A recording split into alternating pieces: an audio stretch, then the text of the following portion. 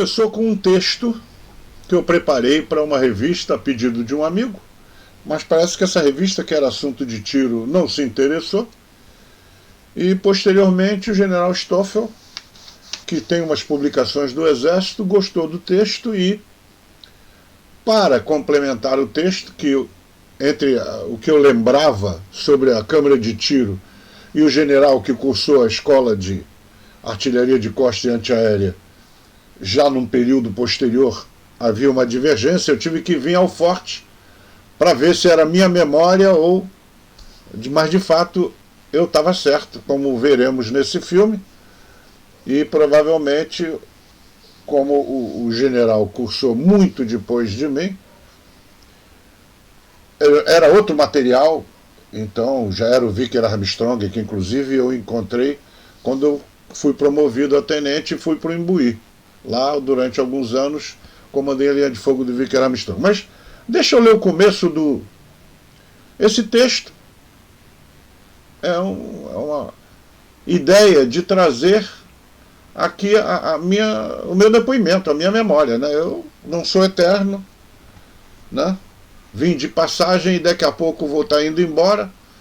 Que fique registrado, então, essas linhas. Deixa eu ler, estou lendo aqui num dos monitores, para que vocês tenham ideia de como nasceu essa ideia de eu ir até o forte para fazer os filmes que eu vou mostrar a seguida. Almoçando com um amigo, a conversa viajou para os meus tempos de aspirante oficial da arma de artilharia e o desconhecimento do brasileiro do seu maior canhão da América do Sul. Muitos, inclusive, que viram o filme Os Canhões de Navarone, de 1961, e se impressionaram com o tamanho dos canhões alemães, nunca souberam que temos igualzinhos no Forte de Copacabana. O Forte de Copacabana, no Rio, da praia de mesmo nome, é provavelmente o mais famoso dos fortes brasileiros.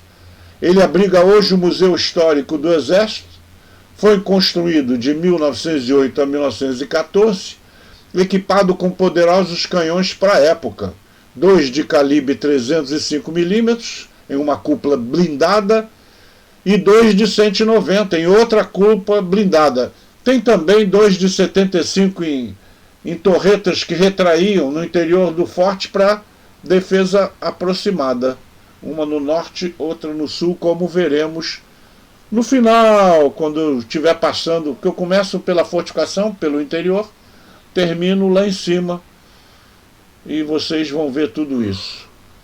Quando ficou pronto, o forte era o mais poderoso da América do Sul. Foi o primeiro de concreto no país, estilo dos bunkers alemães. Então, vamos ver. Depois eu continuo lendo mais alguns trechos dessa matéria, né, que originou tudo isso. Eu estou chegando na fortificação do Forte de Copacabana. Isso é um complexo maravilhoso, feito pelos alemães, que eram o maior exército do mundo na época, 1914. Então, em 1914 começou a construção dessa maravilhosa fortificação. Vem comigo que eu vou mostrar o que tem lá dentro. Então, aqui entramos na bela fortificação. Olha o tamanho do estojo do 305 mm. Mas não pense que era apenas essa carga aqui de pólvora. Antes da granada, aqui ia uma carga suplementar, por causa do peso da granada. O forte agora é o Museu Histórico do Exército. Aqui eu trabalhei na minha câmara de tiro, só que não dá mais. Tem granadas, carrinho da granada, estojos. Então nós vamos na câmara da segunda bateria de 190 para poder mostrar aquilo que eu vim tirar aqui. Continuando a leitura. Mas como era o tiro desses poderosos canhões? Para entender e ficar no contexto, você tem que ver com olhos de 1914, tempo da Primeira Guerra Mundial na Europa, onde não havia radares, os aviões eram primitivos, de pano e armação de madeira. Então tem que ver, nós éramos avançados para a época até a Segunda Guerra Mundial. Depois a artilharia de costa se tornou obsoleta, mas aí já é outra história. Vamos falar do Forte de Copacabana. Eu servi na câmara de tiro, onde praticamente tudo acontecia. Então, vamos até a câmara de tiro. Essa é a câmara de tiro. Aqui acontecia tudo. Aqui em cima está o canhão, a parte visível do canhão. Mas aqui embaixo era onde eram calculados todas as condições para o tiro. Inclusive esses equipamentos aqui era da correção secundária de alcance. Um deles mede vento, altura do vento, direção do vento, temperatura de pólvora. Para um tiro a 23 quilômetros, todo dado era importante. Então o que é que eu tenho aqui na câmara de tiro? Esse aqui é o mar à nossa frente. O canhão fica lá na junção. Outra coisa que o civil não sabe: a terra tem uma curvatura e a linha do horizonte tem apenas 16 quilômetros. Então, se eu fosse atirar olhando do canhão, eu só ia conseguir atirar até aquela ilha ali. Eu não ia conseguir acertar um navio aqui porque ele já está escondido na curvatura da terra. Para isso, os postos de observação ficam Babilônia, no Leme, e Dois Irmãos aqui no Leblon. A cada toque de cigarra, tudo acontecia. A cada 20 segundos, a cigarra tocava. O sujeito lá no morro do posto de observação fazia a leitura do goniômetro bússola. Passava pelo telefone. O soldado aqui no braço do BO marcava a direção aqui em milésimos, e assim que ele terminava de marcar, ele batia na mesa para avisar o oficial de tiro de que ele já tinha cumprido a missão dele. Aquele cara lá na ponta fazia a mesma coisa, batia na mesa. Só que isso não está mais se movendo. Esses braços teriam de se cruzar aonde o navio está.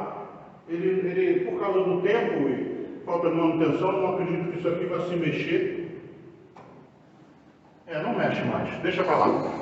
Eles cruzavam lá. Onde cruzava era onde o navio estava. O oficial de tiro vinha com lápis, marcava um pontinho, fazia uma bolinha em volta, que é para ele não perder o pontinho. Aí os soldados afastavam os braços dele e o oficial vinha com este braço aqui, que é o braço do canhão. Botava o braço do canhão em cima da bolinha e lia aqui o alcance que ele ia passar para o CLF na peça em cima.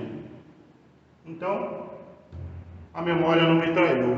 Nós temos dois braços do PO e o braço do canhão. A fortificação padrão alemão, tinha paredes externas de 12 metros. Da porta principal saíam 3 corredores. E o central passava pelas câmaras de tiro da primeira bateria, 305 mm, e segunda bateria de 190. E à frente ficavam os paióis de munição da primeira BIA.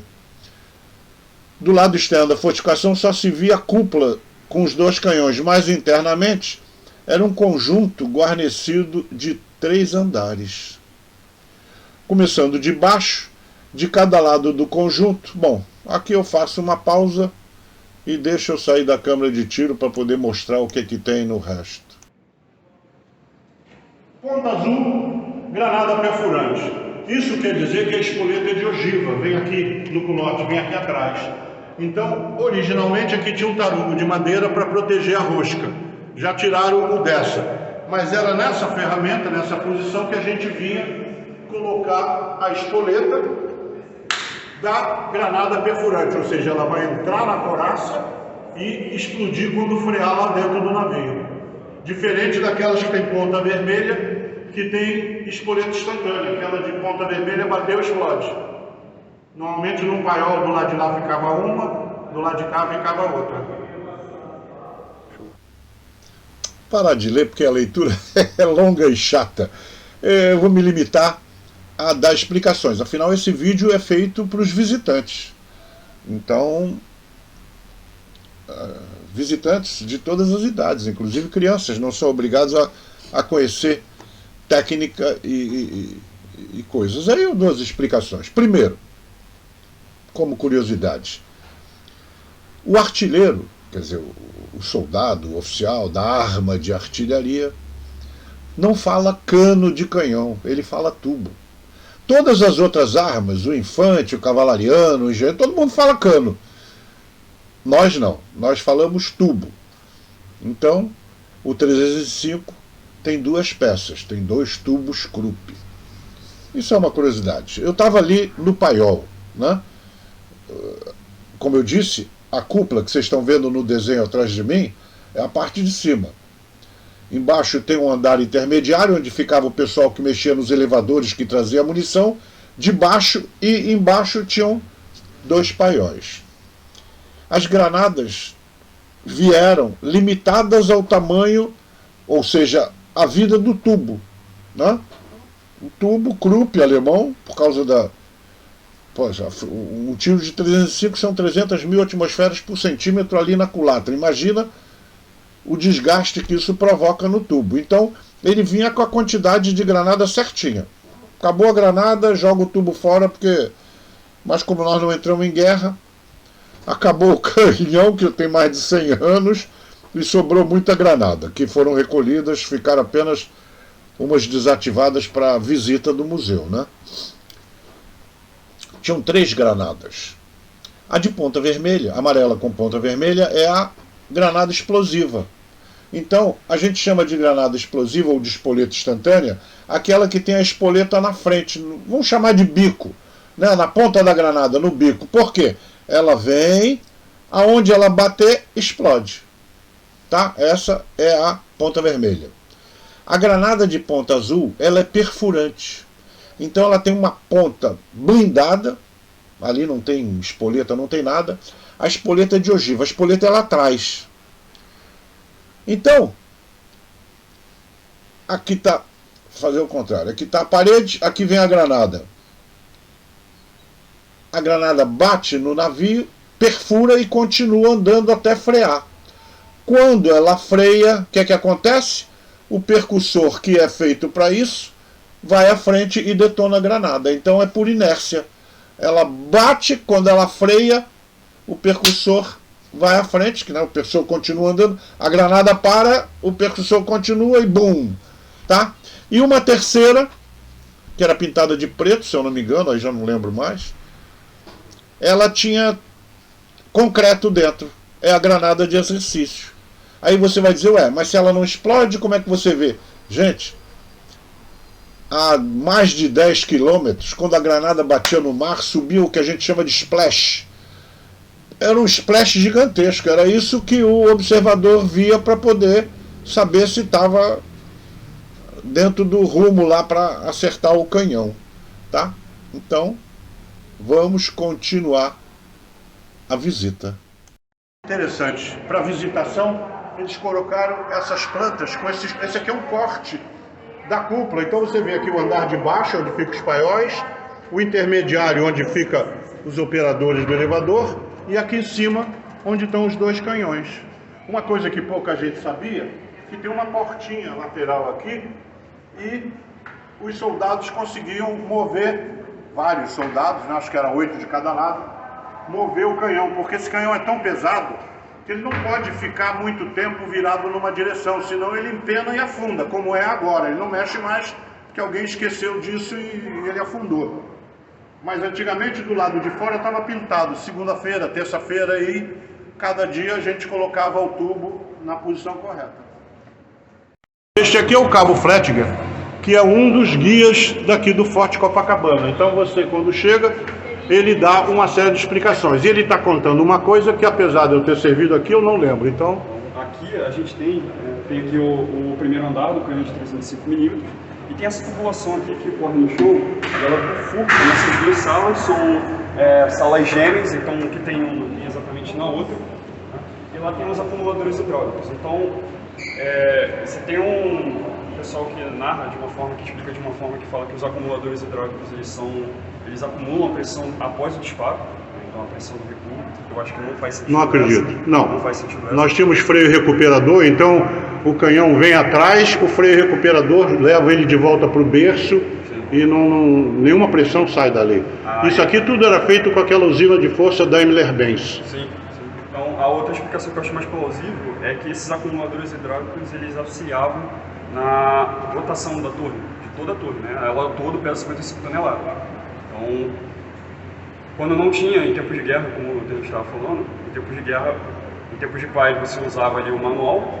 Eu usava o manual. As manivelas. Só em exercício de tiro, aí sim usava o hidráulico. Em tempo de guerra, usava o hidráulico, que é nessa sala que a gente vai dar uma olhada. Então, era um pistão. Né? Vamos lá, então. Então aqui, ó, aqui nós temos um gerador, ali nós temos um lindo, esse é lindo e gigantesco. Eita ferro, velhinho para descer escada é complicado. Olha que coisa linda, ó.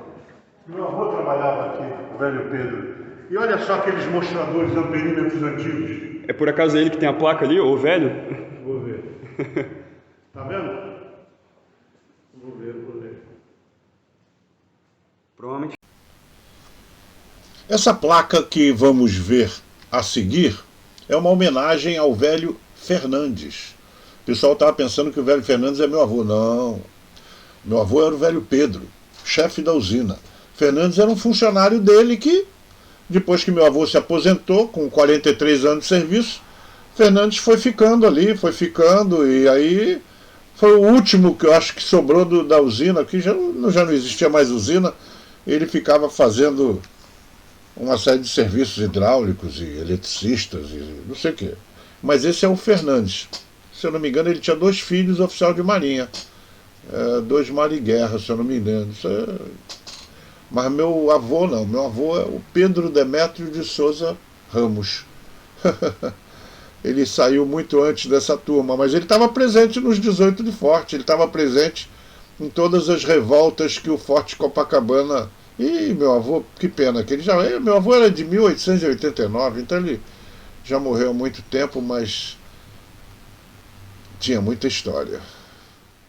Fernandes, muito depois que meu avô se aposentou, o Fernandes ficou tomando conta disso aqui durante muito tempo. Meu avô era Pedro Demétrio de Souza Ramos. O pessoal daqui chamava de velho Pedro. Mas olha que coisa linda, isso aqui é trabalho dos alemães de 1914, olha só que perímetros maravilhosos. O Rio de Janeiro podia estar sem luz, que o Forte Copacabana funcionava plenamente. Aí quando o visitante chega aqui, eu até pergunto assim, tá lembrando algum filme? Lembra alguma cena de filme? A pessoa fala, tá lembrando Titanic, né? Porque esses motores aqui, conta a história que eles eram de um estaleiro que tinha aqui próximo. Eles foram montados aqui. Isso aí é uma maravilha, isso trabalhando, eu vi trabalhando. Pô, olha que coisa. AEG Telefunken. Olha o tamanho desse lixo, desse motivo. Painel de por isso é que eu digo, a visita tem que ser feita com olhos de 1914. Senão, não tem graça. Olhos ali de Primeira Guerra Mundial. Pode cortar. Essa aqui é uma manivela que fazia, ali por força humana, ele que fazia a rotação da torre. Lembra que a torre tinha que ficar cada dia virada por uma posição para não empenar. Sim. Então, se a gente entrar aqui, daqui a pouco a gente vai dar uma olhada lá dentro. Ele tem isso não somente do lado interno, mas do lado externo também. E são 3 estações, né, dessa de manivela. Aqui, a gente andando aqui. Eu imagino que aqui seja onde descarregava o estojo depois do uso. Essas... Aqui, né?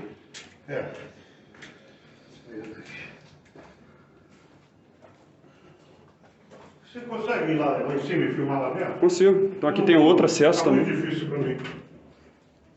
Não vou conseguir entrar. Dá teu gorro que eu seguro teu gorro. Aqui tem outro acesso. Daqui dá para ver até um dos canhões. Dá teu gorro, eu seguro teu gorro para você. Sim, senhor. Filma. Aqui tem mais uma manivela também. São 3, né? A gente já está na cúpula, dentro da cúpula do 305mm. Tá? Essa aqui é uma peça que ainda funciona. Tá? Esse aqui é o canhão. Aqui é a placa dele. Esse aqui é o canhão Osório. Então essa aqui é uma placa que fecha a culatra. Nosso veterano aí falou que só essa placa aqui ela pesa... Quanto? Pesa quanto ela? Essa placa aqui da culatra? O quê? Essa placa aqui da culatra. A culatra de fechamento, 500 quilos. 500 quilos, meia tonelada. O peso do Volkswagen na época. Então esse aqui é o elevador hidráulico. Ele dá lá acesso lá no primeiro andar onde a gente estava antes. Esse aqui é um braço hidráulico também, que ele empurra a granada para dentro da culatra. Deixa eu passar aqui com cuidado, eu vou cair. Então aqui há o outro canhão aqui. O tamanho dele. E aqui era onde fazia a pontaria do canhão.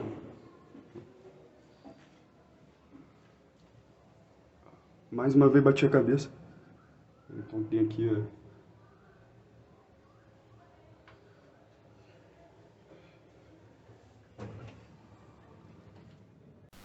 Só para esclarecer, para ilustrar, o cabo Flegner estava dentro da cúpula.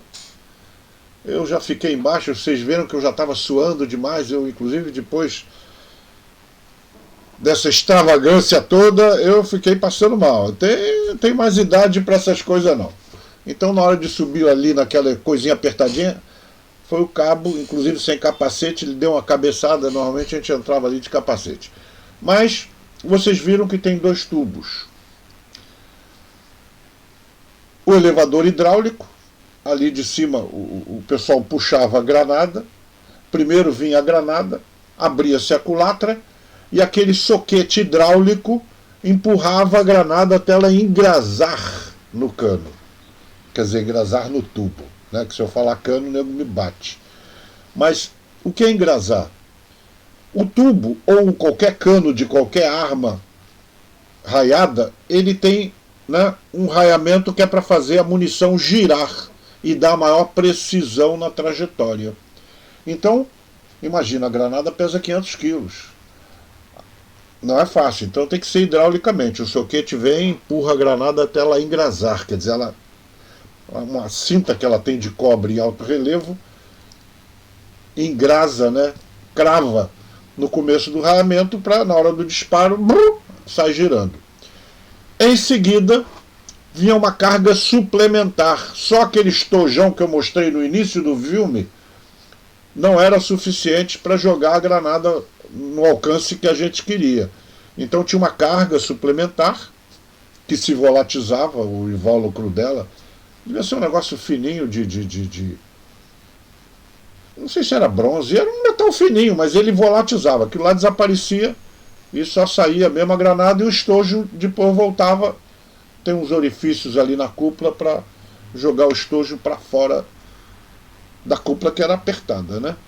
O oficial de tiro não, o CLF, o comandante da linha de fogo, digamos assim, ele ficava num pedestalzinho que ficava entre os 2 tubos, entre as 2 culatras, né? Porque ali dentro está a culatra, né? A parte de trás, que é a parte do carregamento. Ali no meio tem inclusive um buraquinho que ele, se quisesse, podia olhar, não ia ver nada, porque o canhão atira distâncias muito grandes. Mas ali ficava ele com botão de disparo, tá? Vou só dando essas explicações que ajuda. Vocês vão ver, porque eu já estava bem suado, bem cansado, então muita coisa na hora a gente vai esquecendo, né? A gente grava de improviso.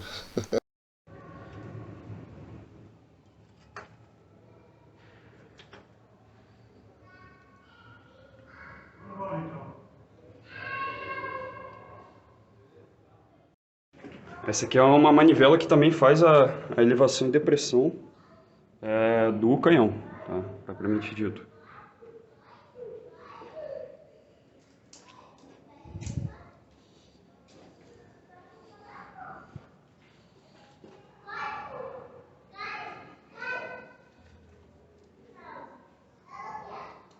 E aqui é a manivela do lado interno, né? E no lado de fora da cúpula tem a manivela externa também. Infelizmente, por não estar mais ativo, E aí faltam recursos para manutenção e nós estamos na beira do mar. A maresia, água salgada e até a água da chuva que entra aqui, ó, cobra o seu preço. Essa é a parte visível. E aqui o mar e os restos do guindaste que ajudaram a trazer os canhões do navio para cá para cima, em 1914. Tem a grande cúpula do 305mm, atrás dela os dois canhões de 190. Aqui na lateral a torre sul, o canhão tartaruga para defesa aproximada. E no outro lado a torre norte. Tá? Deixa eu angular aqui para... Tá? E ali muita gente acha que também é canhão, né? Mas aquilo ali é só um posto de observação. Então esse é o famoso 305mm. Hoje, virado eternamente para uma direção, já deve ter empenado pelo peso, não funciona mais. No meu tempo, a cada dia da semana estava marcado aqui do lado de fora e a gente tinha que virar o tubo alternadamente, né? Segunda-feira, depois quinta, etc., para que a torre girasse e não fizesse peso num lugar só. É a segunda bateria de 190. Então aqui, neste velho canhão, Sentinela da Bahia, eu termino esse meu pequeno vídeo.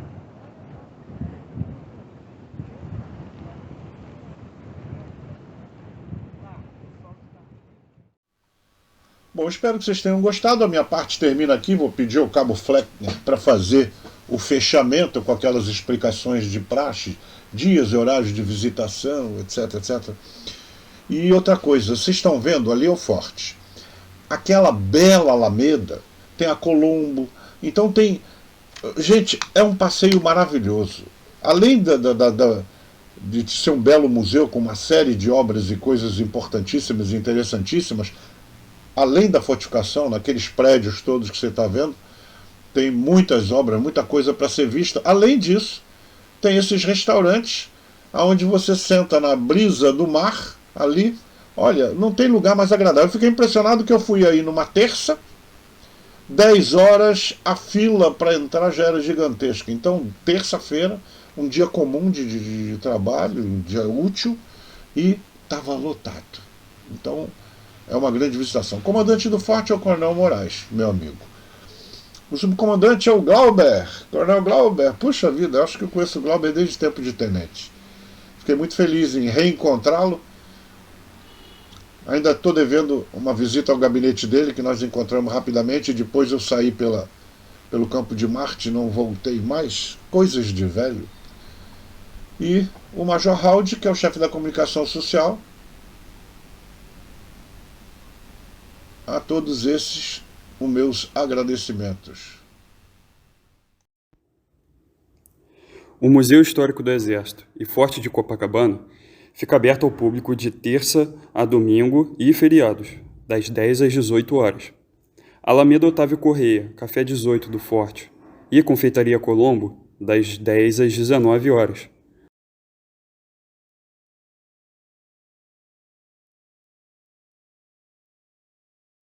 O ingresso custa R$ 6 e às terças-feiras a entrada é franca.